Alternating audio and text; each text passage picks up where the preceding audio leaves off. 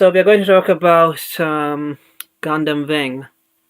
So um, let's start with you, Heraclius. How did you come across Gundam Wing? Hmm.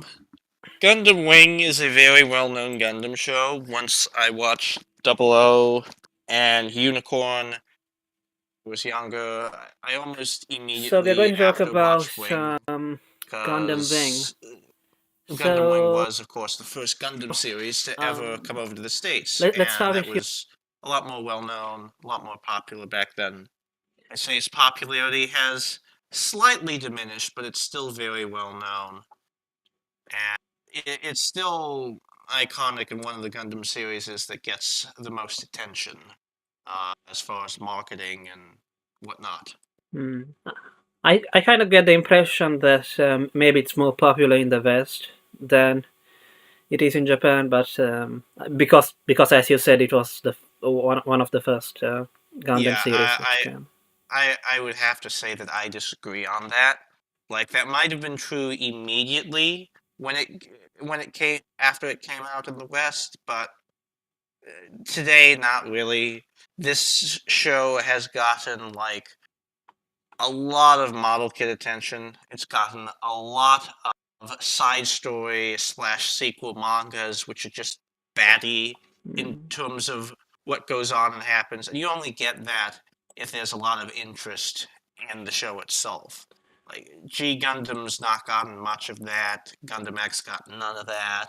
Certainly Tournai got none of that. So Yeah, like from my recollection, because I did some looking up. Like G Gundam only got like a manga, like a sequel manga. Um, Gundam X, I barely fucking hear about it. Tournai Gundam, crickets, just absolute crickets. Yeah, I mean yeah, this. Go on. yeah, in terms of like actual new stuff that comes out to like tie in with the original. Yeah. So we are going to talk about the movie too. So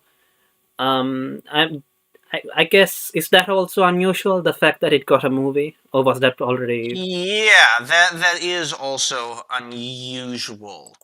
Uh, that there's not really any other example Gundam of a. Double O had a movie as well. That's true. Gundam 00 ended up having a movie as well, but it was not as stellarly animated as this was.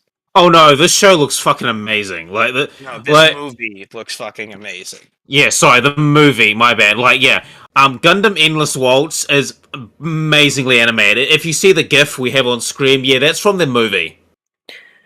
So do you need to watch the series in order to watch the movie? Given that No. no, you can just watch the movie. Arguably, arguably not, because it's just sort of drops you into things. The characters are pretty easy to read on the surface, and any of their stuff about like the only tie-in from from the TV series is the existence of Treys Resigns, and you can pretty much pick up on uh, who he was from the movie. But we're not talking about that yet. We're talking about Gundam Wing, the TV show. Uh, Perhaps we should go with Gundam Wing as it is introduced. Uh, and this is how I described it in my little post I put up. Gundam Wing. Which is linked in the description of the video. Alright. Gundam Wing takes place in the year after Colony 195. In this timeline, an Earth alliance has unified Earth and has been controlling the space colonies around it for some time. The people of space have grown to resent this. In response, 5 mad scientists from each colony covertly design, build, and send 5 top secret Gundams to Earth, tasking their teenage pilots with destroying the Alliance military, and especially its mysterious Special Forces divisions, Oz. So yeah, this is basically a show. It opens up and you have 5 pilots crash to Earth. They are all teenagers, and all of them are eclectic and eccentric in their own little ways. Hero, in particular, is the main character. When he's coming down to Earth, he considers shooting down a civilian shuttle that's in his way. When he finally crashes, he spends much of the time attempting to commit suicide, and when that doesn't work, he attempts to continue his mission and also assassinate the pretty teenage girl that saw him on the beach when he crashed. And there's a very famous scene at the end of the first episode where Relina, I guess you could say almost idol of this prep school, walks up to Hiro, who's also chosen to enroll there for a few days. She hands him a birthday invitation, and she tells him how much she'd like to see him at her party. And Hiro takes the invitation, rips it in half. Wind blows in Relina's face. She goes, "But why?" Hiro walks up to her, puts his hand to her cheek, takes the tears out of her eyes, walks up to her ears and whispers in it, "I'll kill you," and walks off as jazzy music plays and the episode ends. That's the type of show Gundam Wing is. There is no better description of Gundam Wing than that ending to that episode. Yeah, and Relena is like, oh my god, he's so dark and brooding. It's like, oh my god, is this love? Yes, he's so hot.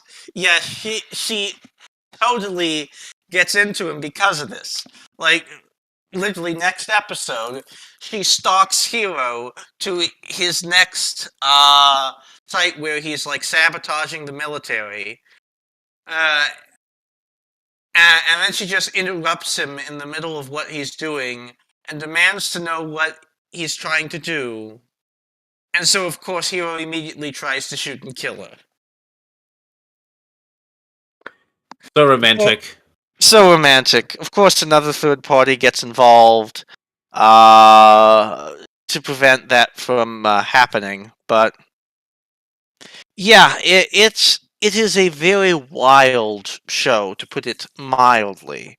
I mean, when we're doing like like showing good student the first episode, you see like, oh, because he's just like, oh, is this gonna be normal? And and then we both said like, wait, give it a second, and it's just like contrast this with G Gundam, right? Is where your main character's bombastic, shit like that. In this show, your main character is a school shooter. Oh, he absolutely is. like that's the first thing that pops my head now. Is like when I think of Hiro Yui, it's like I think like fucking school shooter. No, he has like the same grind set, shall we say? He he does come across like, oh, what was it, the superior, the eternal gentleman, or whatever that kid called himself. The Supreme yes. Gentleman. The Supreme Gentleman. Yeah. But like, memes aside, the first 10 episodes or so of Gundam Wing follow like a pretty predictable pattern in terms of you're introduced slowly to each Gundam pilot. Hero is the ridiculous, homicidal, suicidal, child assassin dude. You have Duo, who's just sort of the wisecracking everyman. Like, the only one of them that seems functional and normal. You have Troa Barton, who is Hero, but slightly less suicidal and slightly more normal. You have Katra, who is apparent, like background-wise, scion of a rich family, and also just sort of like the nice boy, just sort of the nice Yeah, kid that he's kind of tries like to. the heart. Like he's very empathetic. Like he wants to fight for justice and save people. That type of shit. And then there's Wu Fei, who's just sort of like the Chinese honorable chauvinist who's constantly talking about how weak he is and how he's not strong enough and how much this eats him up inside. Yeah, listen, he's got to work on his cultivation. Cultivation of what? Cultivation of power. Have you not read like wuxia novels? Like eventually he'll become strong enough to kill the universe. Yeah. That is an actual fucking thing, by the way. Like, you should read some Chinese fucking novels. They're fucking insane, and I love them. Like they give a good description, right? Like this was an analogy I found from a podcast. I'm gonna speak it here. So imagine Japanese light novels. Like main characters are like, you're at a summer camp. Everything's nice and cool. All right, that type of shit. Everyone's great. Korean summer camp, right? Is that like it's a bit shitty. But, it's character building, right? It's a nice place, but it's a bit rough on the edges, but it's character building, right? Chinese main character is like, the summer camp is turned into a slasher film, and the main character is Jason. So I guess those were the pilots of the Gundam. Yeah, those are the pilots of the Gundams. And as I said, the first 10 episodes more or less focus on them. They just sort of go around and they start blowing up random military bases all over the Earth. Yeah, they're basically lone wolf terrorists with mechs. I mean, yes. And here's the thing, I actually like the first 10 episodes because you can actually keep track of what the fuck is going on. That's true, but as I pointed out, it's one of those things where the show is convinced that the main characters are heroic, and they're really not. So I mean, your main character tried to blow up a civilian shuttle in orbit. That's true. It does try and show that there's like shades of gray on them, and that they are like slightly psychopathic. So it is. Yes. So it is trying to play devil's advocate, but still, we only see like a brief exposition dump at the start that says the colonies are being oppressed and like controlled under military rule. It doesn't give any too big specifics. And then we are introduced to the Gundam pilots, and the Gundam pilots just start blowing up different areas, and they don't put out a manifesto. They don't put out any demands. They don't do anything in particular to indicate what these military people should maybe do to get them to stop killing people. They just keep killing people. Yeah, they just kind of like roll up and start blowing stuff up. Like, I get it, they were being sent missions and shit like that, but yeah, that is kind of odd that they would give no manifesto or like, this is why we're doing this, given to our demands. But no, they just show up and then just like insane beam rifles attacks later. I mean, yeah. I guess you could say that some real life terrorists are like that too, but it's still boring because like we don't really know what they are achieving by what they're trying. Like, I mean, scaring the fuck out of the enemy is in itself a goal. It is. So, yeah. I mean, you could argue that they were used as kind of like a terror tactic thing. Is like, look at these mechs we made, and look how they can take out most. Like, look how many. It's like, it's kind of scary when you have like one mech that's just taking out all your fucking other mechs as well, and it's like blowing up swaths of your military base like at a time.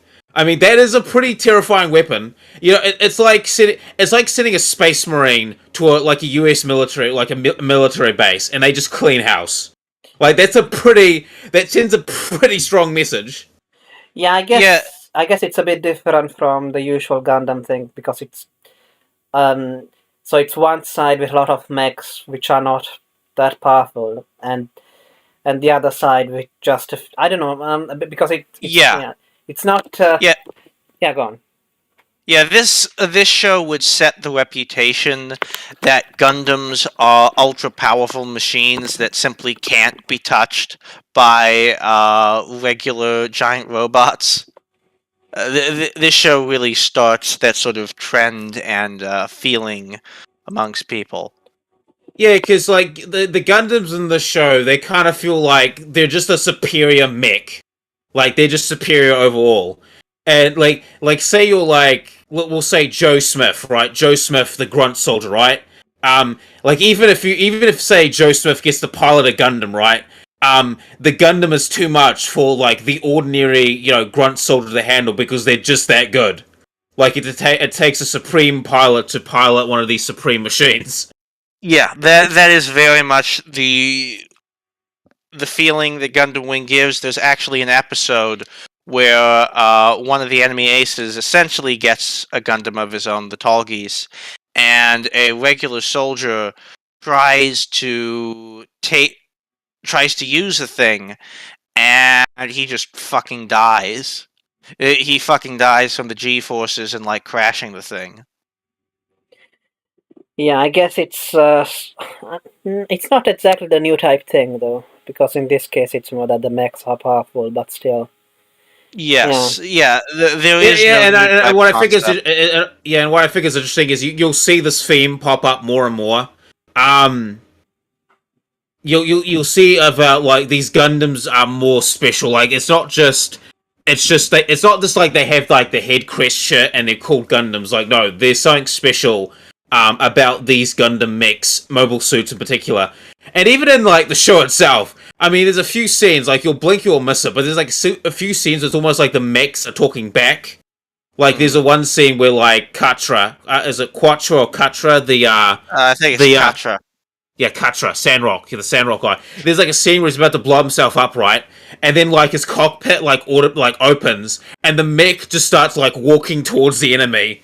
Or there's like another scene where Mm. like Hiro Yui's like repairing or fiddling with the Gundam Wing Zero, right? And the Gundam's eyes start like glowing, and it starts like beep, beep. And he's like, yeah, I know Zero, I know. And it's Mm. like, like, this is the show that kind of introduces the fact that like these Gundams are just that they're not just mobile suits. They're not just like slightly upgraded mobile suits. Like no, there's something mythical. There's like this manifest destiny aspect about piloting a Gundam, and this is a theme we're gonna see pop up quite a bit in future installments. yeah. So the Gundam is alive, almost. Almost. Yeah. So I guess if you keep on going on this trajectory, you end up with Eva or something. Um, The Gundams take over society. right, yeah. Right. Yeah, the Gold Gundam takes over society and rules with an iron burning finger. Yeah, yeah, come to think of it, I mean the Gundam in G Gundam, the Devil Gundam in G Gundam was basically alive. Yeah, it was. But anyways, what Wing introduces us to is there are all these people in the special organization called Oz, and Oz is like the initial antagonist of the show, and they're headed by two men, Treys Resigns and Zex Marquise. Treys Resigns is like the ultimate gentleman. He is the actual gentleman, not fake gentleman like Hiro Yui. He is the ultimate aristocrat. He believes in what it means to be like a noble warrior and all the martial virtues, all that entails. Super refined, super sophisticated, almost comes across like he's French. Uh, And he's got and like nat 20 charisma. Like you look at this guy and you're thinking to yourself, like first 2 episodes, like this is the villain. This is your main antagonist. Oh yeah, he totally comes across almost like a hero, which is like partially intentional. Mm. Yeah. He is supposed to be someone that the audience very much relates to. And then you have Zex Marquis under him, who is I'm just a basically Char clone? soldier. Shaw. Yeah. He's Yeah, Charclone. yeah, he is And the he's Shaw clone. he's also he's also Trey's strongest soldier. So Yeah, starting out, he's just a humble soldier who believes that I am the ultimate soldier. I do everything it takes. And is he the most dangerous soldier though? That's the question. no, I wouldn't say.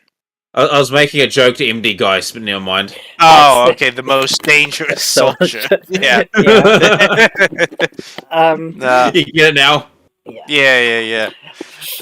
So yeah, I mean, he does have a goal as well, though, which is to free his country from the Yes. alliance, whatever. Yes. His goal ends up being, and this is episode 8, where everything sort of starts to change. The first 8 episodes, you're just sort of told Oz is evil, they do evil, bad things. Mwahaha. Mwahaha. We do, to be fair, actually see them assassinate Relina's father, who's like a head dignitary for the colonies. So they do evil things, though Treys seems somewhat regretful about it. He's not happy about the fact that he had to do it. Yeah, like Trey comes off as like a guy like he's not Machiavellian, but he comes off as a guy who's like it's that Machiavellian ideal of like, you know, a good king sometimes has to do bad things to stay in power or like complete goals and shit like that. So Oz as an organization, especially with Treys, he kind of plays in that idea of like, you know, the lawful good king. I'm using a king as an example, but you know, sometimes you have to do bad things. You know, the lawful good paladin sometimes does bad things for pursuit of justice, you know, that type of shit. Like that's what it kind of comes off as. It's like, yeah, Oz, like obviously there are some bad eggs in the organization, obviously, but like you get the impression with Treys is that like, you know, he's just doing this regretfully. He's like, well, it sucks I had to do this, but I've got bigger goals, and you know, sometimes, you know, in pursuit of bigger goals, you sometimes have to step on people. Mm-hmm. Yeah. And so around episode 8, Oz, for whatever reason, because this is Gundam Wing, the Earth Alliance military all decide that because the Gundams are showing up and blowing things up randomly, because of all that, they decide, let's let bygones be bygones. Well, even though we set up this military dictatorship in this time of what seems to have been like a prior time of great instability, they decide, well, let's just let's just start demilitarizing, and let's pull out of the colonies, and let's let it return to everything now. All of a sudden, Came out of nowhere. Yeah. out of nowhere, and so it's at this point that Treys and Oz orchestrate a whole little thing where the Gundams show up. They start blowing everything up, showing kind of the foolishness of such an idea. And Oz performs a military coup on the Alliance military, basically taking the whole thing over. And the impression I got, now you seem to somewhat disagree with me, Bio Gundam, but the impression I got based off of the Sank Kingdom and a couple other comments that they make is that the purpose of this is to reestablish all the nations of Earth. That all these nations have been like totally subsumed under one government, have like no provincial authority or anything, they're not even recognized, and that this is like an attempt to put back in place the old order on Earth. I'm not exactly sure. I mean, I don't know. Like they do talk a little bit about tradition or something, but it just seemed to me that the problem they had was that well, the alliance was too peaceful, too weak, Um, and but other than that, well, they were still going to basically be the ones in power. They were just going to be the alliance, but better and with some, I don't know, aristocratic dresses or something. Yeah, that's fair. And then what you Yeah, have, it is kind of what it came off to me as, but continue. yeah, okay. At that point, like the Gundam pilots sort of get basically defeated not long afterwards. One of Treys' underlings, Lady An, who likes to do her own thing and be rather brutal, flat out just like aims a space laser at a colony and says, "You Gundams, stop It was actually fighting or I nukes. blow up this." Oh, nukes. Okay, nukes. She says, "You Gundams, I'm going to nuke the colony unless you stop fighting." And so the Gundams do. And Hero commits suicide by like Well, blowing. He walks outside the Gundam. Just like right. He's still like 14 meters up. He presses a button. His Gundam blows up. He's sent flying to the ground. Blood gushing from a hole in the middle of his head. And uh, of course, he survives yeah, I think because this is Gundam Wing. that's the problem with this series. And the Like, mech survives too. it's hard to take seriously because of that. Yes, there is like internal world building or like characters surviving or plausibility like just doesn't exist.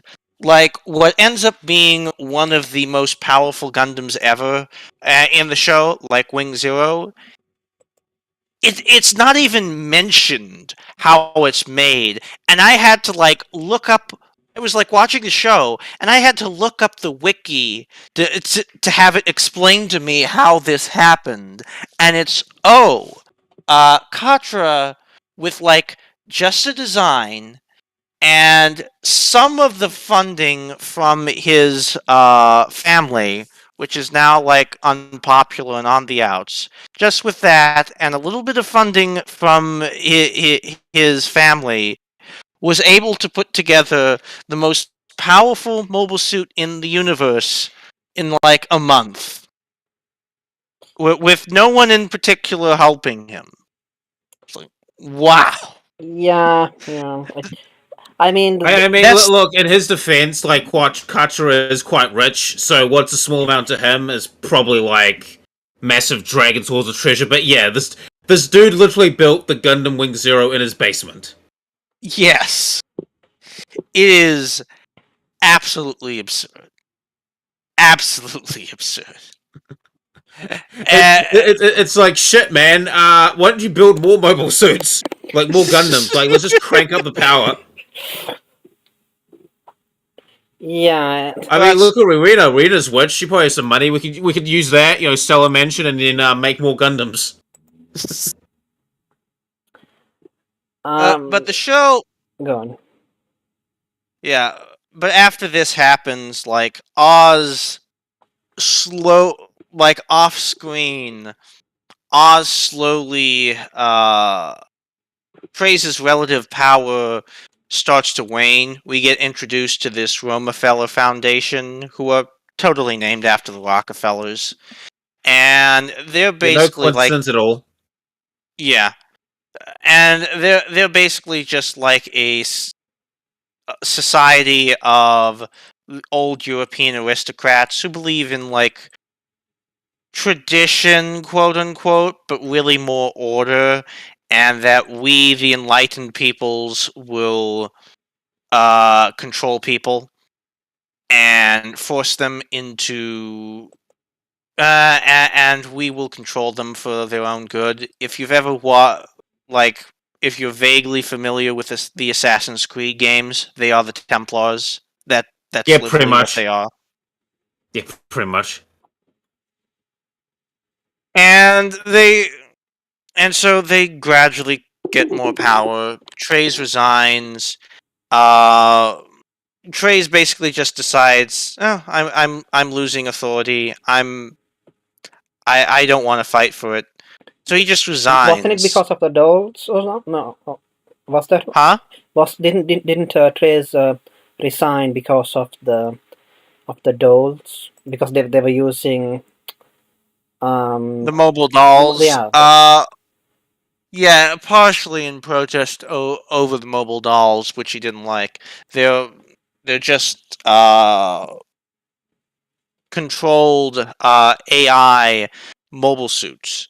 Like they're just literal giant robots that are actually giant robots. They hunt, seek, destroy on their own initiative, much like let's say the drones we're starting to see crop up in militaries today. Although these are not remotely piloted, these are just automated. yeah. I think, And yeah. You go. Treys being like the supreme aristocrat and supreme warrior, he believes that this is like dishonorable. He believes that warfare, you have to have like this feeling of people have to be able to suffer inside it, and people have to face that suffering with dignity, etc. Or else wars get out of hand, and people just don't take wars seriously, and they get completely out of touch, don't care about the destruction of wars. So he resigns over this. And as a result, Roma,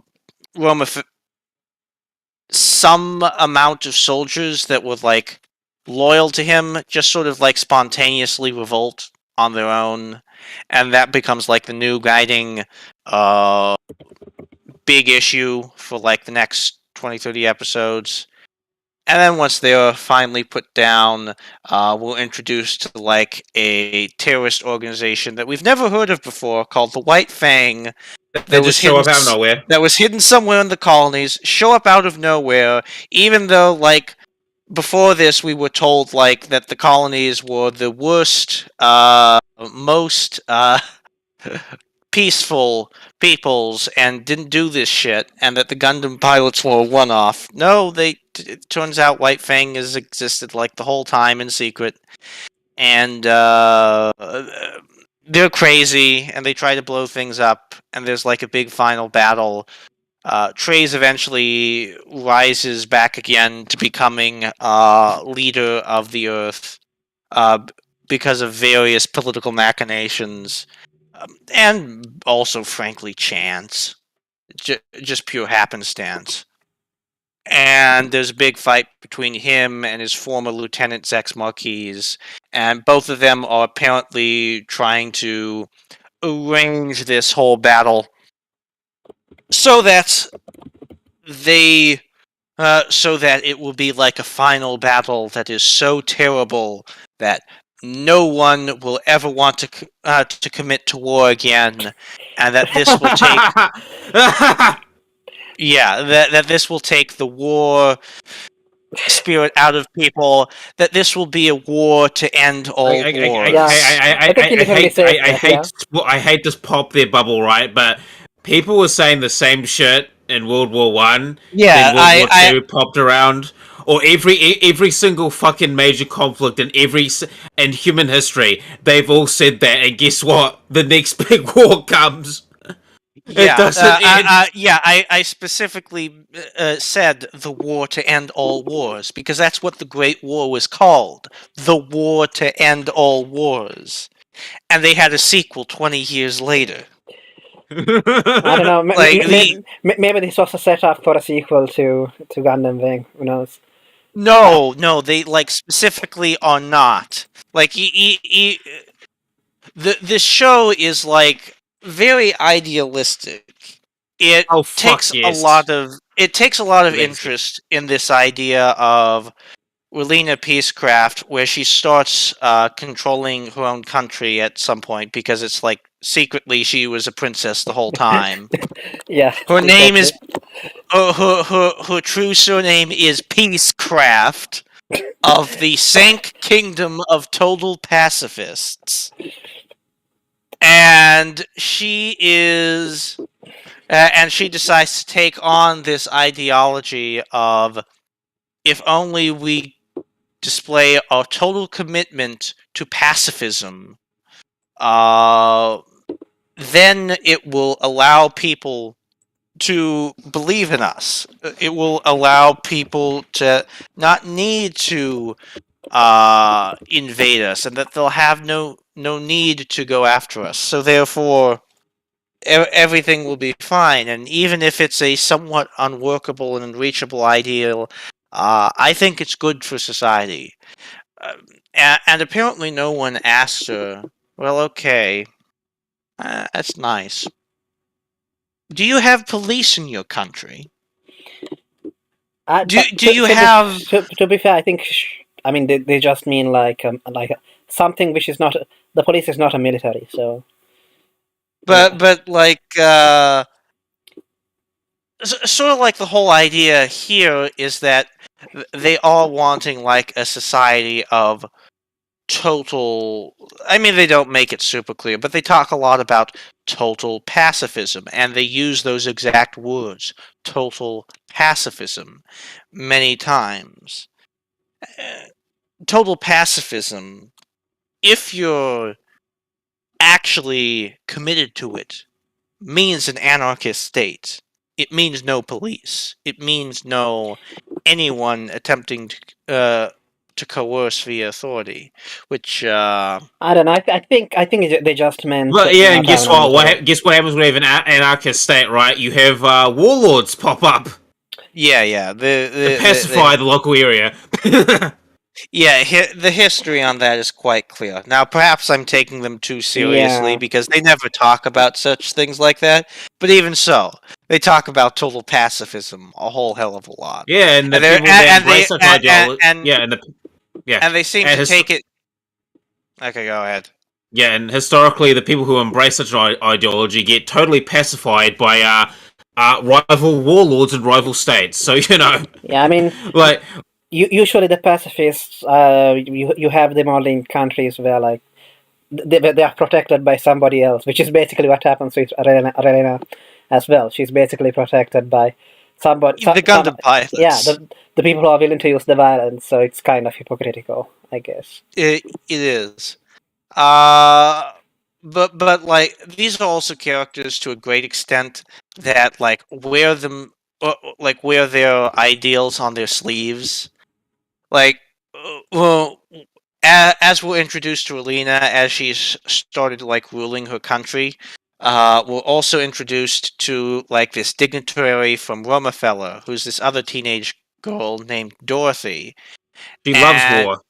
Yeah, and literally, it's like, oh, she like gets a thrill out of war. She naturally enjoys it. Well, which is like, okay, that's a thing. I can understand Yeah, that. but Usually, that's more of a guy thing.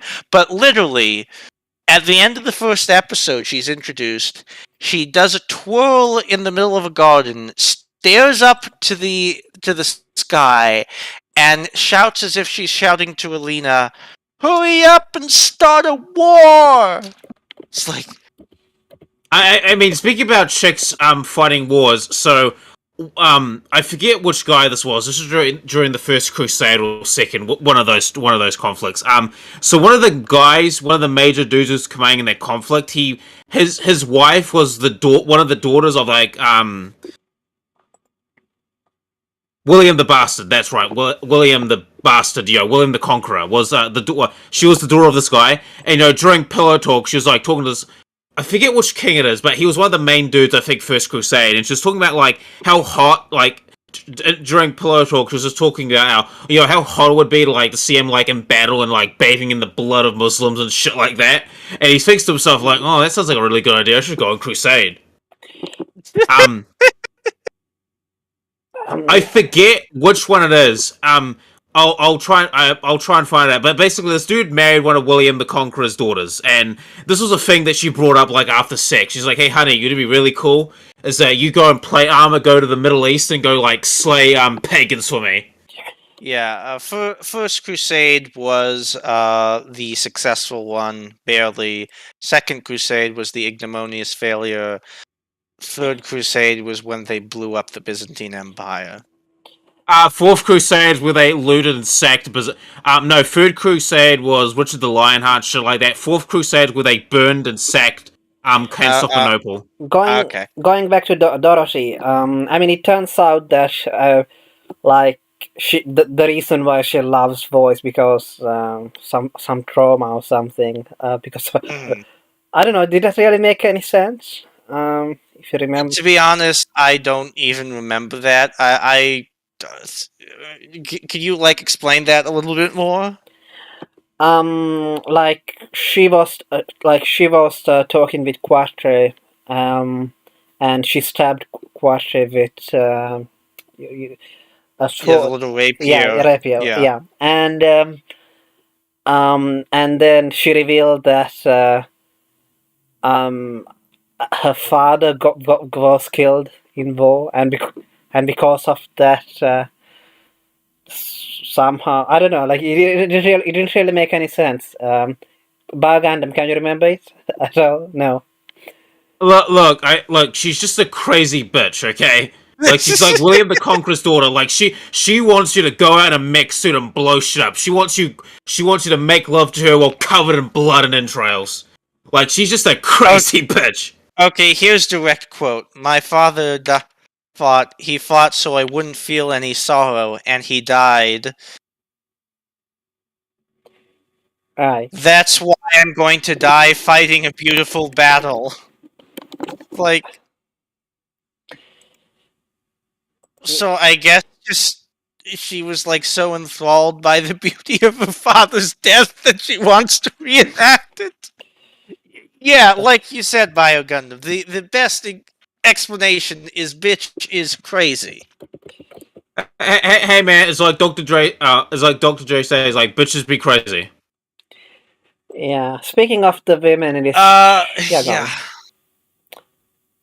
Oh, go ahead. I didn't have much to say. Yeah. Speaking of the women in this show, I would say that Nine is probably best girl. I don't know. Yes. Yeah, she's best girl. Yes. That's fair. I just like I- the character I mean, design. Hide Really no, nice. was it Hide or the colony chick that Duo like shacks up with? Like, I thought she was cool as well. But yeah, I would say that Hilda, Neon is yeah. best. Yeah, I would say Neon is best girl. Yeah, annoying.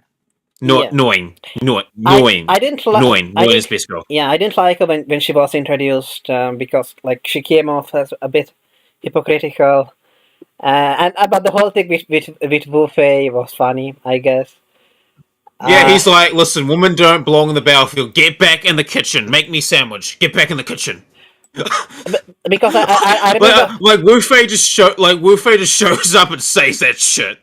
I'm just like, yep, typical, yep, Chinese. Like I remember that like she had this whole thing that she was going to that none of her soldiers were going to die, and in the same episode, well they all died. Yeah, that was pretty funny. Yeah, but yeah, her character kind of got better a bit. Oh, yeah, her character gets a lot better. Yeah, we haven't talked a lot about the Gundam pilots. So like, But before we do that, I do want to say is that like the show does capture the chaotic situation of warfare and also like changing factions, because like if you look at, say, for example, Chinese history or other like some major countries' history that go way back, like there are situations very similar to this where you'll have like two factions and then it becomes like three, then it becomes four. And if you're looking at Japanese history, like the Sengoku Jidai, it basically becomes like a battle royale countrywide. So I think Gundam Wing captures like the absolute anarchy that's unfolding before us. It does a really good job at capturing that. But as you said in your Substack shit, it makes the plot very fucking loose. Yeah, especially at the beginning of a civil war, like you can have a lot of factions within factions. Yeah, so it does. Africa and the Middle East is a great example of the shit. Like, just go Wikipedia, like, wars and conflicts in Africa or the Middle East, and it's just like, there's so many factions and different sides and random guerrilla groups. It's like, What the fuck were they? Like, it gets to the point where it's like, what the fuck were these people fighting over again? Yeah, and you lose track. Yeah, and that is Yeah. something that the show captures very well. Uh, and I do think that's what it's trying to go for. Uh, but it can also have result in scenes just feeling odd or not everything totally justified. Like one example I gave is after Treys resigns and this Treys faction starts popping up, Lady Yan, who's one of like Treys' best lieutenants, she decides that she is going to she she seems to decide that she's going to fight the Rockefeller Foundation now. And there's this scene where like both her and the Rockefeller representative are like walking and talking, and both are just sort of like launching mechs immediately, even though they'd have like no particular reason to know that the other was going to like do that. It feels like a little odd, like it's like theoretically just a friendly visit, even though it's tense. What? Like, you haven't had like friendly like tanks like roll up on your house miraculous? I mean, speaking of Lady Un, like, the silliest scene with her is when, well, other than the fact that she has two personalities, depending on Because whether her hair is up or not, Oh, and whether she's down. yeah, or down, or whether she's wearing those glasses. The other silly thing, other silly scene I thought was when she threw that alliance soldier that they used, when odds took over, to to give a Yeah, the other. broadcast about the evil colonists killing the alliance the peaceful guys or whatever, and Yeah. so she throws him off um, a plane and then shoots him and like what But perhaps you're wondering why you would shoot a man after throwing him out of a plane. yeah, yeah, it did remind me of that scene, yeah, from the Batman, Yeah, whatever. it is one of those things where if you watch Gundam Wing, and this was me, like I watched Gundam Wing before I watched The Dark Knight Rises when it came out in like 2012. I was like, oh my gosh, that's literally a scene out of Gundam Wing. And it's like like this guy has like fallen 50 feet from the plane, more than that, probably like 200 feet. And like Lady Yon has this little revolver, and she like headshots him with the revolver from 200 feet. It is nuts. It is nuts. Yeah, and the problem is and, that and by the way, the insane shit doesn't stop there, especially when we go deeper into our main cast of Gundam pilots, because they're not only just insane in terms of personality, they're also insane in the feats and the shit they do and survive. Well, yeah, there is like that scene where Hero's like, uh, that's like the third episode really where Duo breaks Hero out of prison, and he decides to like parachute down, and and Duo of course releases they're like parachuting off of what's essentially a canyon cliff. Duo Duo, of course, immediately drops his parachute, uh, pulls his parachute. Hero, Hero, of course, is completely dumb and suicidal and decides that he wants to commit suicide. And so he's just sitting there accepting it. And Duo's going, "What the fuck are you doing? Oh, I'm gonna have nightmares about this." And then Relina cries out, "Hero!" And apparently hearing that voice is enough to give him the will to live. So he pulls his chute, like, really super fucking late. And he, like, slows him down slightly. He tumbles down the canyon side, tumbling over himself. And then he, like, finally tumbles to the ground on the sand and just slowly gets up, is like he's the baddest motherfucker, and the music goes. I mean, you could say that he's on some sort of grind set that has very specific rules. Yeah, yeah, I think the problem is that so on the one hand, it tries to be realistic. So it's not, for example, because I don't know, like in G Gundam, I didn't have a problem with the fact that the characters could like catch bullets with their hands or whatever. Or shoot chi blasts, or like channel, basically chi through their robots. Yeah, Yeah, because that was established. They actually do that very intelligently in like in G Gundam in like the first episode. They have it where the villain catches bullet, like completely deflects a bullet first. So when the main hero starts catching bullets like a minute later, it doesn't come across as like absurd or overpowered or anything like that. That's just something people do in this world. It's very well established like that.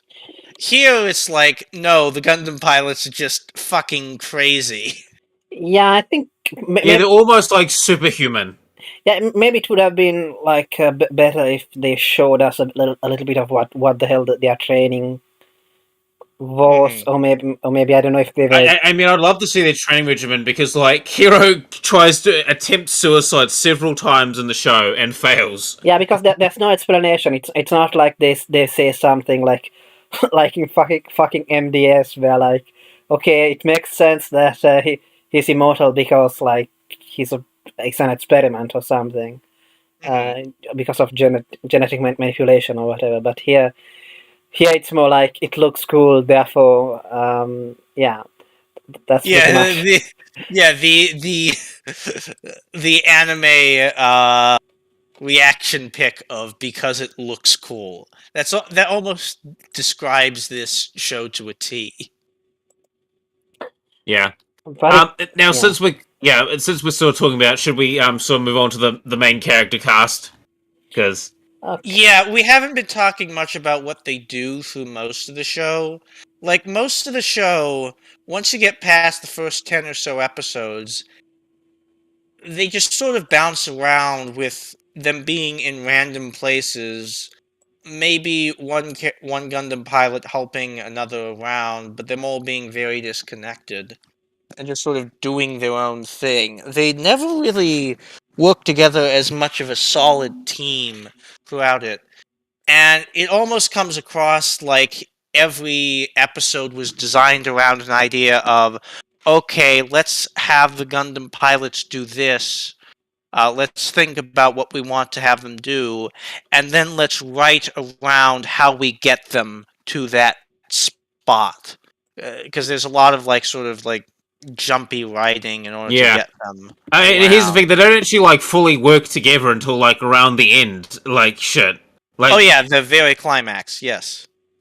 yeah, like they like this is like they're advertised as a team, but in reality they're not really a team. They're more like a bunch of individuals with really overpowered mechs. Yes. They're not even a team that doesn't get along. They just do their own things constantly. Yeah, and I mean they are acting. I guess in the first part they're acting according to orders, but They're Yeah, lone they- wolfing it. Yeah, they don't even know at the start that there are other Gundam pilots. They Yeah, like slowly fucking Tro and realize this. Katra almost like try and kill each other when they encounter each other. Yeah, the scientists who made the mechs, I think they all know each other. But I don't yes, know. but didn't bother to tell the pilots that, hey, I'm not certain because like we're cut off from one another, but it's pretty likely that my compatriots built like other Gundams. I might send them down. You might say hi to them. You might see if you can like make make make a team with them. It's not guaranteed that they'll be there, but they might be there. Keep it in mind. No, they don't say or do anything like that. to the Yeah, pilot. and in a way, they're setting up to fail because this is like, oh, enemy mobile suit, kill it. It's like, well, there goes Operation Meteor when half your pilots kill each other because they don't know that they're on the same side, quote unquote. Yeah.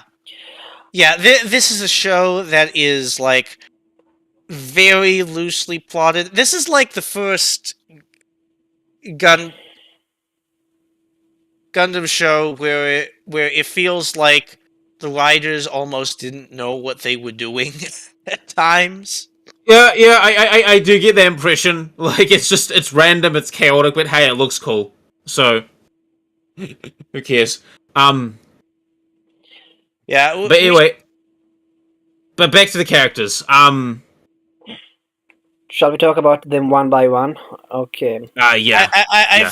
I mean, do we have anything more to say? I feel like I already summed them up well in terms of like their individual backgrounds. There's not much in terms of depth to them. The one thing I'll say is they're all likable.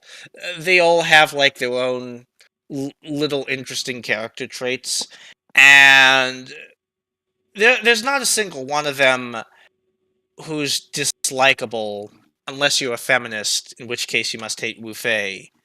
Listen, Wu Fei is just speaking the truth. That's why that's why they hated him. But I mean, I guess with Wu Fei, there's also his rivalry with Treys or Treys. Let's talk about the but that's like a perfect example of how like sloppily you could say Gundam Wing is written. So there's a scene in like episode 9 or so where Wu Fei gets to the point where he's about to assassinate Wu Fei. Wu Fei's about to assassinate Treys. Yeah, I mean, Hero tries to do it all the fucking time. Troa does too. Yeah, there was that one picture I put of like a quote from the show where it's like Troa going, "If you were me and a girl cried for you, you would still kill yourself. I admire your strength." But anyways, Wu Fei is like going after Treys. Treys is just stuck on this ocean liner. He's completely defenseless. Nothing he can do. Wu Fei attacks a bridge of this ocean liner. Treys motions with his fencing sword. And Wu Fei, actually being like the super honorable dude, and this is like really shows like sort of like the methodology of Wing and its own like morals. Treys like motions with a with his rapier. I don't. No, it's probably not a rapier, but like his fencing it's a saber, sword. I think. Yeah. To ask for a duel, and rather than just murdering him there because he's a terrorist, Wu Fei accepts, and he immediately runs up, challenges him to a duel with his own Chinese sword that he's just been keeping in his Gundam, because of course he did. And they have a hey, you never know. Yeah, you never know. And so they have a quick little duel, and Treys wins it, and Wu Fei demands that Treys kill him right there. And Treys just goes, "It was a good fight," withdraws his sword. And Wu Fei goes, "If you don't kill me right now, I'll keep coming back to you until I've killed you."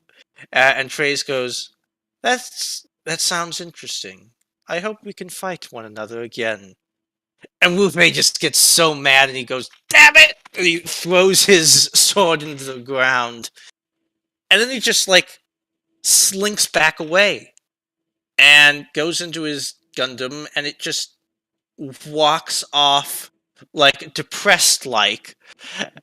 He still could totally kill Treys if he wanted to, but he doesn't. And he just runs away because the honor means that much to him. That is. What's the problem with that? I guess. No. There's actually nothing wrong with that. That's a pretty good character-defining trait. That's a pretty good, very good character-defining moment. It is. I'm just setting up that it. But the thing is, they set up there the idea that Wu Fei and Treys have this little rivalry between one another. Treys naturally respects Wu Fei, and Wu Fei is like totally pissed off that he lost against Treys, and he feels that he like he goes into like a mental crisis over he feels that he's too weak. Thing is, after that, he does not see Treys or fight Treys or talk about Treys until the very end of the show. And the movie. Yeah, and then after he does end up killing Treys in battle, Treys actually basically forfeits the duel in the middle of it.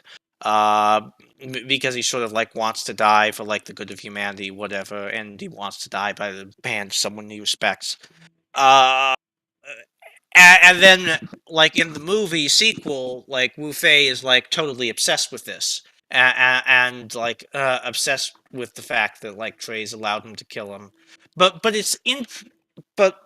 like Wu Fei and Treys' relationship is like a defining part of both their characters, yet it's something that's only like they only have them deal with like at the very start and the very end of the show, and it's just not part of the show for like the vast majority of it. And it sort of shows how a lot of this show can feel a little unstructured. Is the problem that there are too many Gundam pilots that they have to focus on? Do you think? I think that's partially it. Yeah, That's partially it, but also like the setting itself is chaotic. Like for example, like if you take something like say Gundam 00, like they actually dedicate like quite a few episodes like fleshing out the Gundam Meisters, you know, getting them their personality and backstory and shit like that.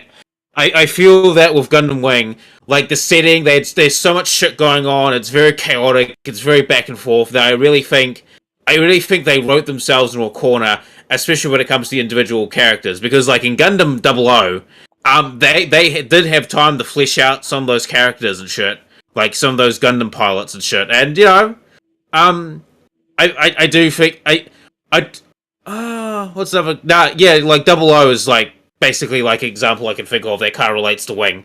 I really do think of Wing as they kind of wrote themselves into a corner. yeah, very. I mean, going back to the Wu Fei thing. I mean, to be fair to the writers, they did write whole section where basically Wu Fei he basically abandons the fight because I don't know, like he's weak or something. He's like, I'm a weak man who can only fight those weaker than himself. As like, I mean, I can only. Yeah, tautology. Yeah, if you fight people stronger than yourself, you lose, and you tend to die. no, but I mean, it was. I guess maybe what he's complaining about is that like he wins too easily. Because I mean, even we were complaining about it how like you know he's so like he's so overpowered compared to like his mech, and he himself is so overpowered compared to the others that it just looks a little bit one-sided. Like it's not a not a challenge or anything. There's no tension. And now I mean, when Hero Yui can like destroy entire columns and units of mobile suits with a single blast of his gun, I mean that is kind of overpowered. Yeah, it's possible that's what the writers were trying to get at, but the way they write it, it just comes across like Wu Fei is special. Very special. Yeah. It feels like he's complaining about nothing. Like doesn't he care about the colonies and shit? Wasn't that part of the reason why he's fighting here? Mm-hmm. That sort of thing. And like, yeah, I mean, and then he comes to realize it when he sees like people around him dying and stuff. But that seems like an obvious thing that would have happened. Like in your post, for example, you use an example of somebody telling Relena that for there to be peace, like the Gundam pilots have to defeat the bad guys or whatever, kill the bad guys. And that's pretty obvious. Yeah. Yeah.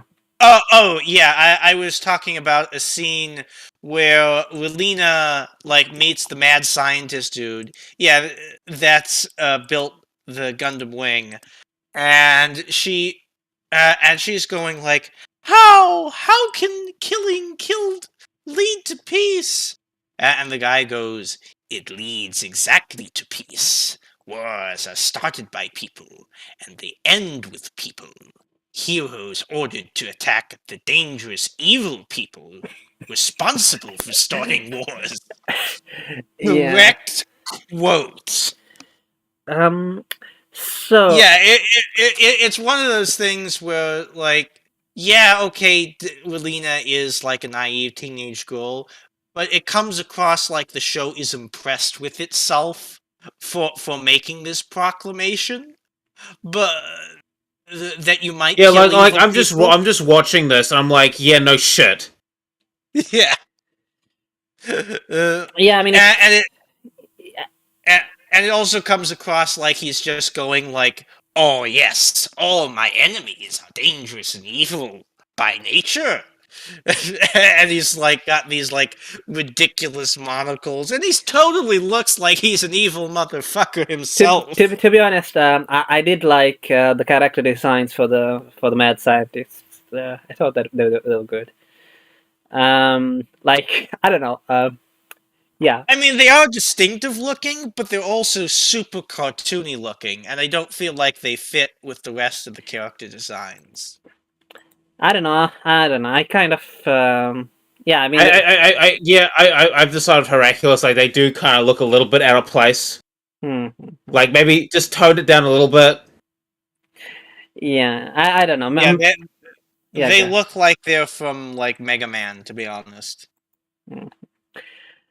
I actually wouldn't be surprised if that isn't where they got the idea. Yeah, I mean, to be honest, the thing is, I don't think that I didn't really take the show seriously to begin with. So yeah, that's fair. I mean, another interesting character thing that happens, and this is with Hero, is that for some reason, like him and Troy just go around like apologize to all the fucking people they killed. Oh yeah, no, like in particular, they kill the Marshal of the Alliance, who for whatever reason was a peace. He alone was like a peacenik or whatever, and so they accidentally kill him thanks to Treys' machinations. And so he goes around to every like family member of this Marshal's family, and he like hands them a pistol and says, "I killed your, I killed your father, husband, whatever. If you want to take revenge, kill me. This is the only like apology I can offer." And for whatever reason, they all say no, and they're all like supremely impressed by him, and like think he's such a wonderful person. I mean, that's kind of ballsy for him to do that, right? Like just handing someone a gun. Ballsy. So, like, I mean, there is something admirable about that, but then again, he's still trying to kill himself. Stop. Yeah, and he's also like at this point killed like thousands of soldiers, and like none of these family members seem to bear any grudge on him for this, or think that maybe doing that was wrong or something. No, they don't consider that at all. Because he's a hero, you get right. Yes. So yeah, I mean, in Hero's defense, they were tricked, but you know, like in his defense, right? They were kind of tricked into assassinating that guy specifically. But yeah, it's like I was watching that scene. I'm like, what the fuck? Because it had been a while since I had watched the show, and I'm like, wow, I forgot this was actually a scene. Yeah, and also like obviously Hero has been killing people left and right throughout. So like, why does he suddenly have a problem with that? I guess it's because he failed at his mission. I guess. So Yeah, that's kind of like the impression I get because he tried to kill himself when he failed his mission. He's trying to kill himself now. Like I kind of get the impression that Hero is almost like a machine. I mean, there's that one where he talks about having emotions and shit. I'm like, wait, what? yeah, Oh yeah, there's that scene where in perfect monotone he states, "I've always said the only good way to live your life is to act on your emotions." It's like I mean, to be fair, he did just tear that letter up and tell Lena that no, it does actually make sense because, like, if you look at the way he acts, even though he acts super stoic, you can tell that he is like super emotional and impulsive. It's just so hilarious the way he delivers it. I yeah. mean, that probably explains why the second opening is called Rhythm Emotion. Emotion. Hmm. Oh, speaking of that OP, can we talk about like the bullshit that is the Xero System? Yes, yes. So, episode 20 or so, we're introduced to the Gundam Wing Zero, made by Katra in his basement, and then we're later introduced to Epion, made by Treys in his basement, with no one else helping him as well. So, as you Yeah, see, there's a theme in Gundam Wing of people making super robots in their basement. But continue.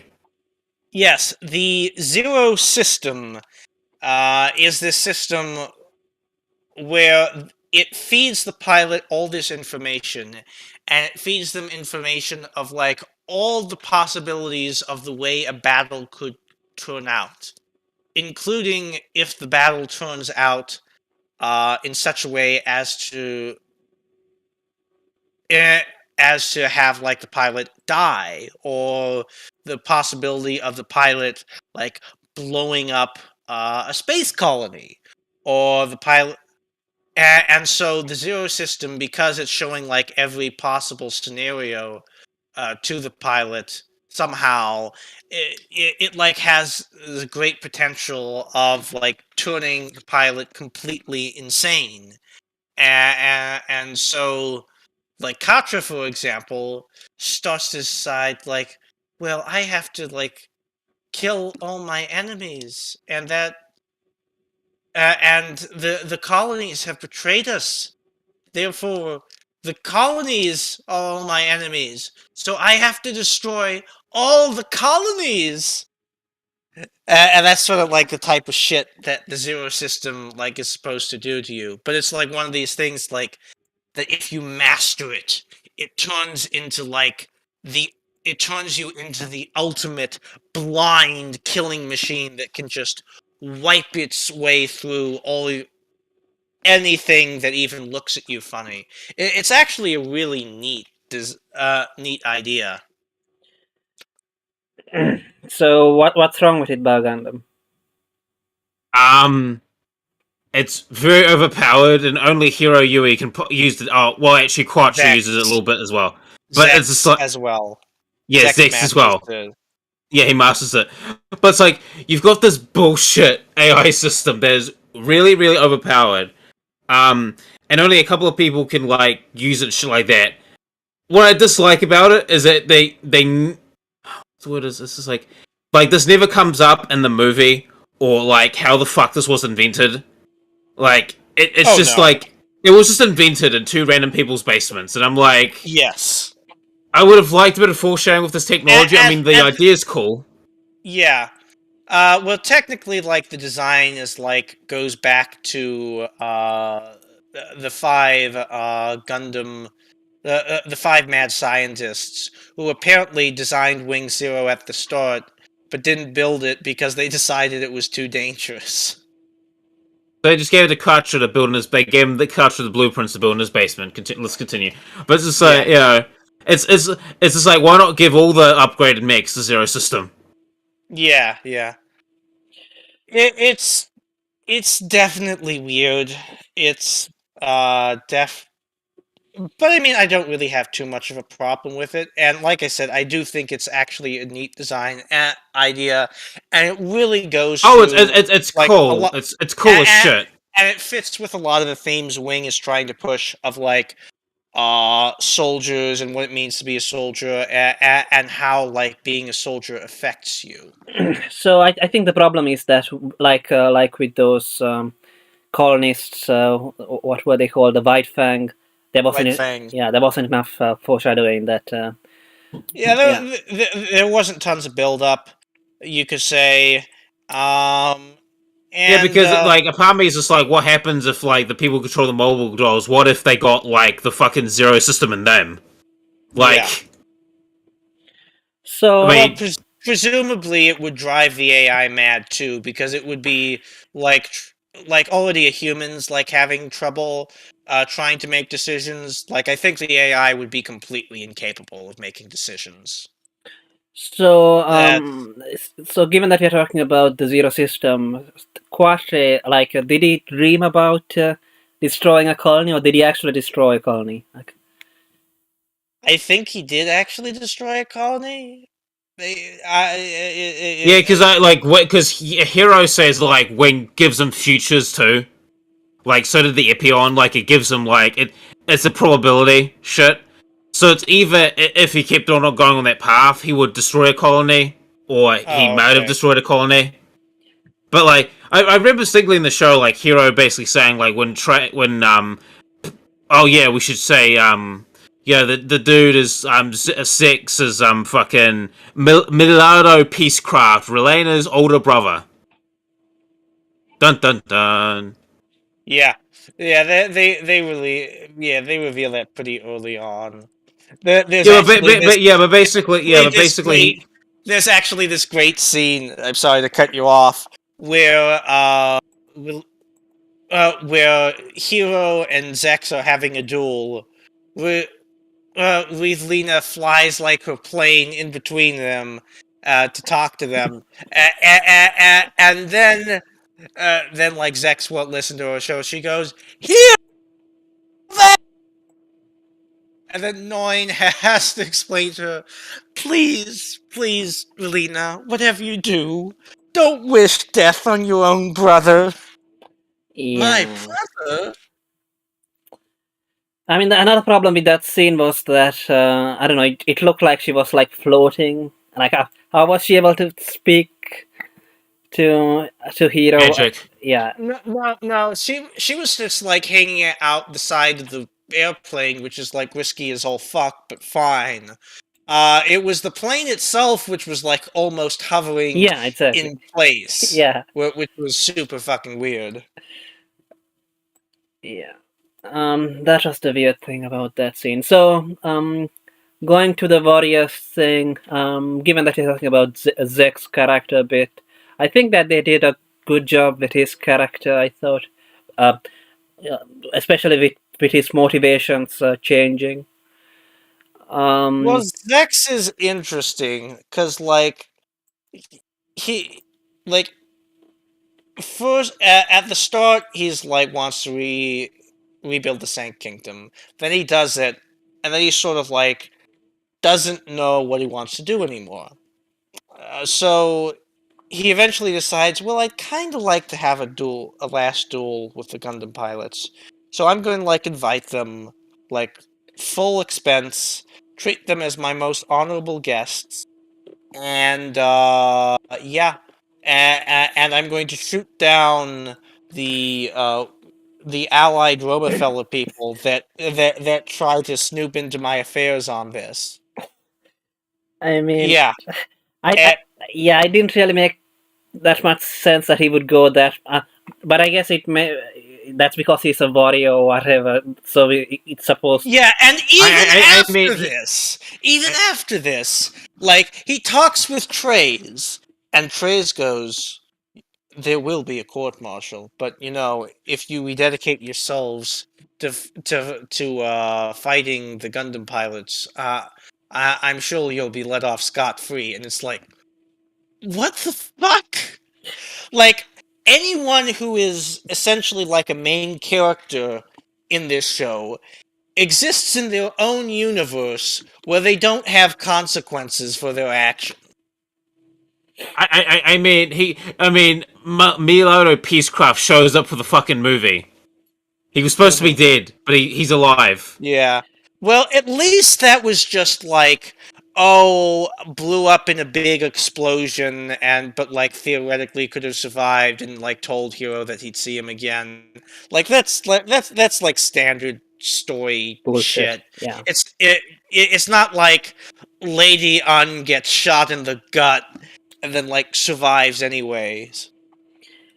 And is in Yeah. a coma. Yeah. I mean, I thought. I mean, I get that he's a warrior, and it's a warrior, and like that he's a gentleman or whatever, Zex. But like, the fact that he would like literally rebuild what was it? I mean, here's the thing. You make what I here's don't get. Oh, sorry. Here's the thing. Like historically, like back in the olden days, like nobles would do a lot of the fighting, and some of those people would take chivalry pretty fucking seriously. I mean, a great example is Edward, the Black Prince. This is a guy like during the 100 Years' War, which was a pretty fucking brutal affair in terms of like warfare goes. I mean, this is a guy who would, with captured kings and princes and nobles, like he'll just have them have dinner with him and all this shit. Like. Yeah. They wouldn't be harmed. They wouldn't be beaten. Like, they've surrendered. He's captured them. Obviously, he's going to ransom them. But, like, before that, during that process, like, you just have them have tea with him. Respectful, chat with them, all this type of shit. I mean, there is an argument to have, like, these types of people do take chivalry and honor and pride very fucking seriously. Yeah, So, but I mean, he's basically treacherous to his own side, though, and that's Yes, exactly. And the other thing that was super weird is it becomes like this plot point of like Roma Fellow realizes that Zex is like rebuilding the Gundam, and they say, "Hey, we want you to destroy that thing," and I'm just sort of going like, why. "Wait, why? This is like the most powerful weapon system designed right now, and you want him to destroy it? You don't want to use this for yourselves?" Okay. Yeah, that didn't really make any sense. I guess they were just afraid that the Gundam was like a symbol of the colonists or something. But I don't know. It's still Yeah, it retarded. seems- Yeah. Yeah. yeah, like, no, you'd think they would want to, like, take the Gundam apart. I mean, the Gundam Wings beam rifle is pretty fucking powerful. Like, that would make a really good, like, grunt artillery unit, or, like, sniper unit. I mean, when Lady whatever finally gets a hold of the scientists, then they didn't have a problem with getting them to build a new Gundam, like or rather mechs more powerful than the Gundams. I don't know, or something. Yeah, they're making, like, better grunt unit shit. Yeah.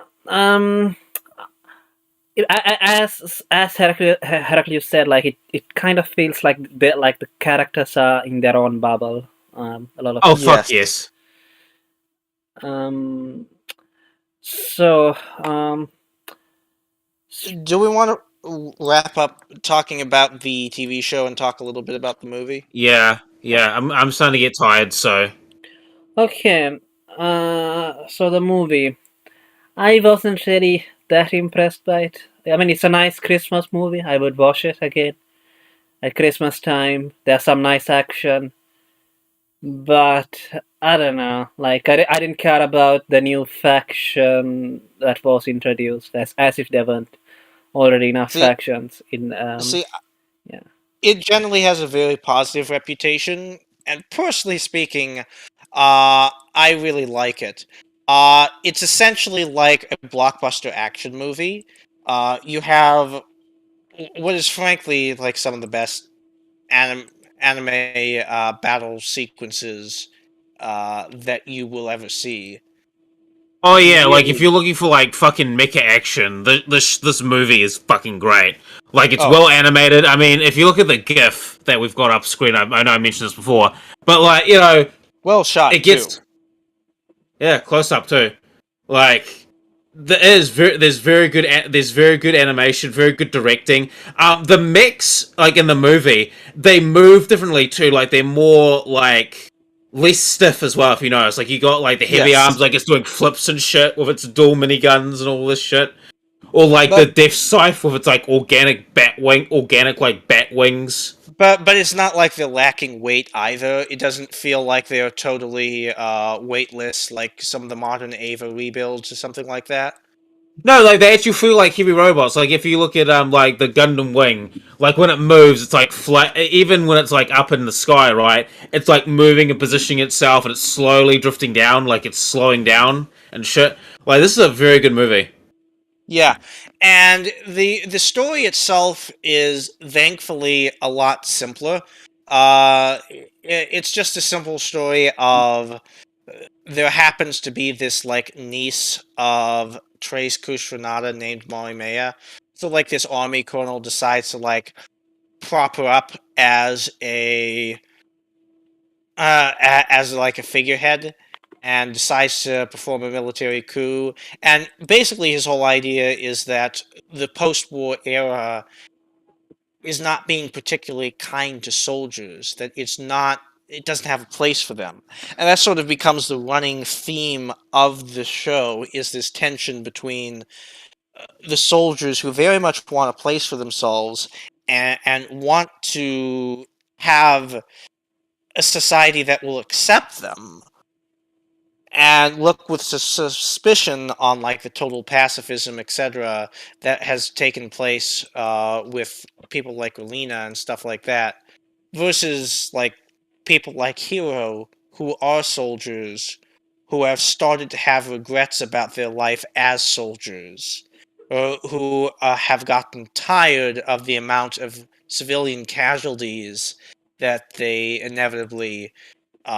take with them, and very much want to help the new era, want to start, even if to a certain degree it is self-abnegation and they'll have to move on to like completely reinvent their lives and become something else.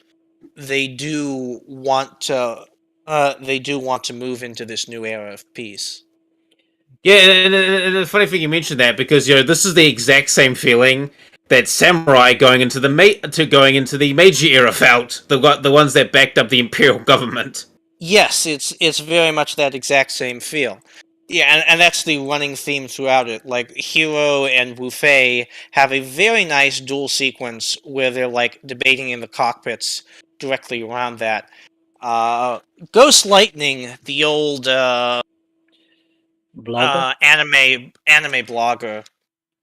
Yeah, we remember blog love blog. Particularly did not like Gundam's penchant for speechifying in the middle of the cockpit. I specifically disagree.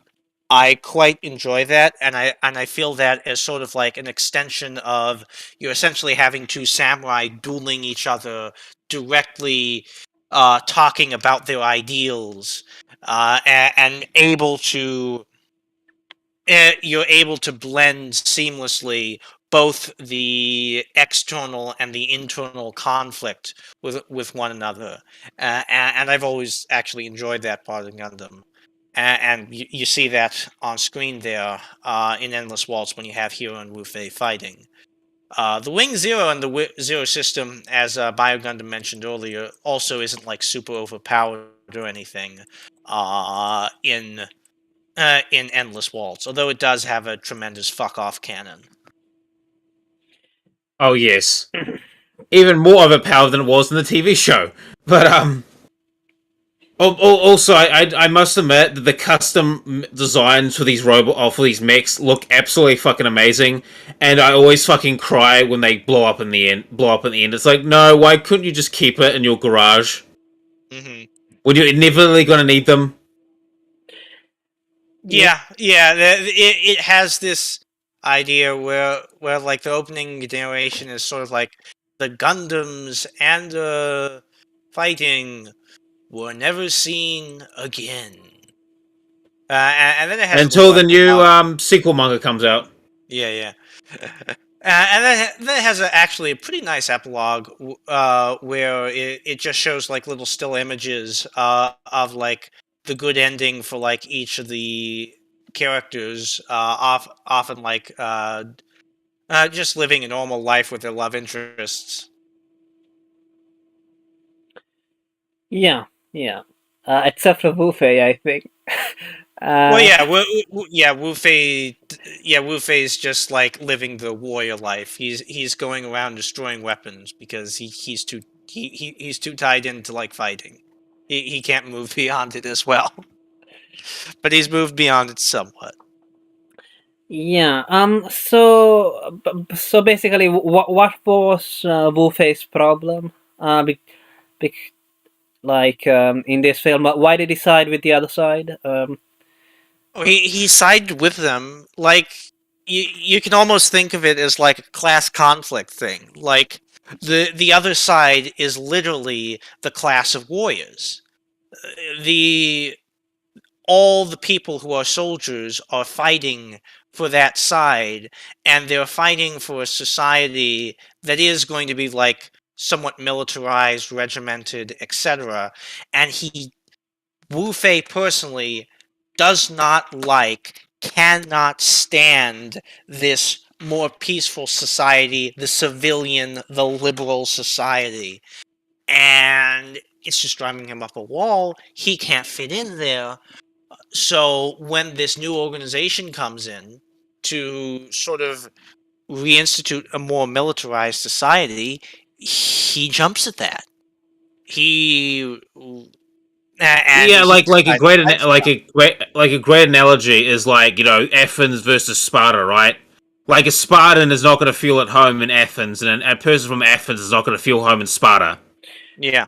So basically, so that new group, which I felt like it had more fashy aesthetics Yeah. than yeah. Oh yeah. They openly wear like Nazi armbands with a not SS design on the logo.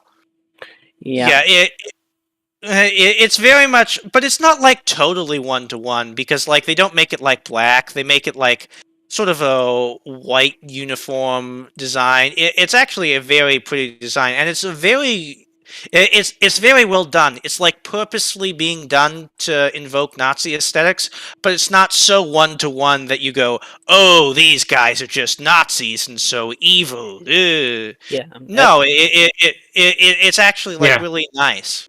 I yeah. Also their grunt mechs look pretty cool as well. Yeah, they do. Like I didn't feel like Oz or Romfel had the same aesthetic in the No. series. Yeah, The aesthetic through most of the show is like European aristocrat. This aesthetic is more like very Victorian era, pretty much. The aesthetic is in Endless Waltz is more like very sharply dressed World War II era for the most part. yeah.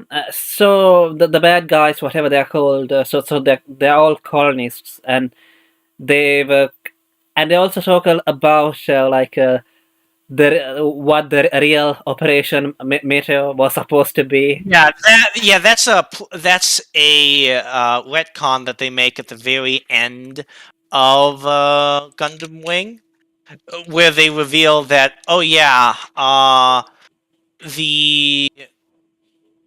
the the Gundam pilots were sent by like White Fang originally, and like the real Operation Meteor was like to fucking destroy Earth or whatever, and mad scientists were so like shocked by this that instead they made it so that they wouldn't get so that wouldn't be allowed, and they yeah, so they basically modified Operation Meteor, and gave the Gundam pilots new orders and new details that weren't as completely over the top as the original Operation Meteor. And these fellows of the Marimea army under the Barton Foundation. The Barton Foundation funded the 5 scientists. Yeah. These are like the guys that didn't want like the crazy ideas that they had to begin with. Yeah, Gundam Wing is very Yeah, it's simple Complicated. and yeah. it's overwritten. Yeah, I mean, Yes. like they just randomly reveal that, like, I mean, the fact that it's the Barton Foundation, obviously the connection is with Troa Barton, right? But Yeah, it's but, not the real. that itself is just a name that Troa assumed, as he reveals in this movie. He actually killed the real Troa Barton. Yeah, yeah. Certainly too many twists, and I guess mysteries. I mean, it just came out of nowhere. Oh, okay, in a art book, they revealed that the uniforms of the army were specifically based off of the Hitler Youth, which makes sense. It's like they're not like full uniforms. They're sort of more athletic looking. Yeah, they look a little bit like Boy Scouts, a little bit. Maybe. Yeah, I get that. Yeah. I don't think there's any point in talking about Trova or Duo. No, in I think particular. Right? no, like Duo's the cool dude. Troa is Troa, and Quatra is Quatra. Yeah. Katra's just a little. Katra's just a kid, just the nice kid that tries to get everyone to play nice with one another, and yeah, Troa's emo, Duo's the wisecracking everyman. Hmm. He's always like going, how did I get into this? You crazy people. He's likable enough, but he's simple. And that's the thing you can say for a lot of these characters in Gundam Wing.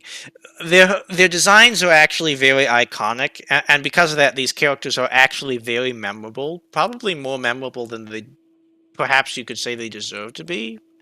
But almost all of the characters are like very two-dimensional.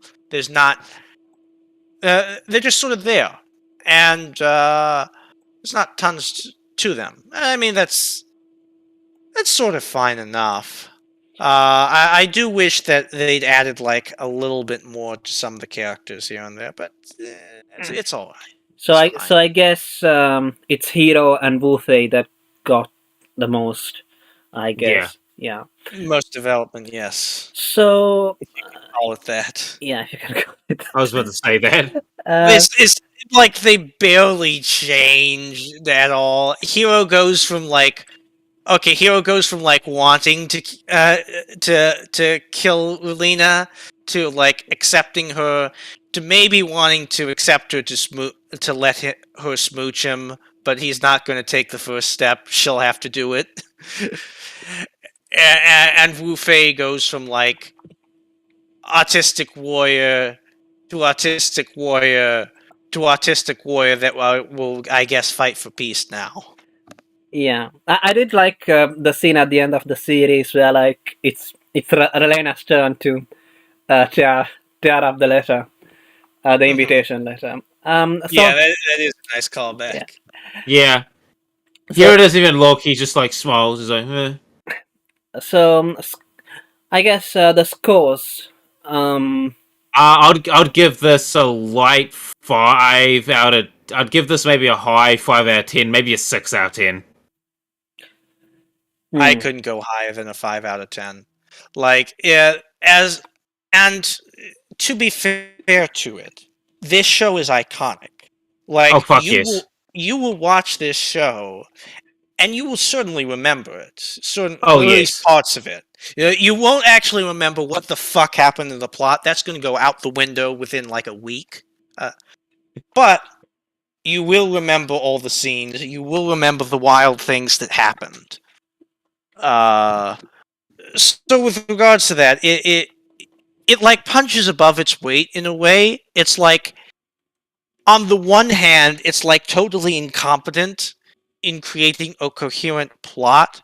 But in terms of like the people who were directing this, the people who were making it, they know how to make like individual dramatic scenes. They know how to like make make it so that the show is captivating in the moment. They just needed better actual writers there. Oh fuck yes! Like basically, I think I rated this on Mal like a 6 out of 10, but like I would give it like if we're scoring it probably like a high 5, maybe 6 out of 10. Like out of all the out of the Gundam show side story stuff, it's not that bad, but it has a lot of glaring problems. But yes, it's very memorable and very memeable. Yeah. Surprisingly, Snub gives it a 6.5 out of 10. Yeah. And I give it, I don't know, it's average, but as you said, there's some memorable stuff. And I did like Zek's character arc a bit.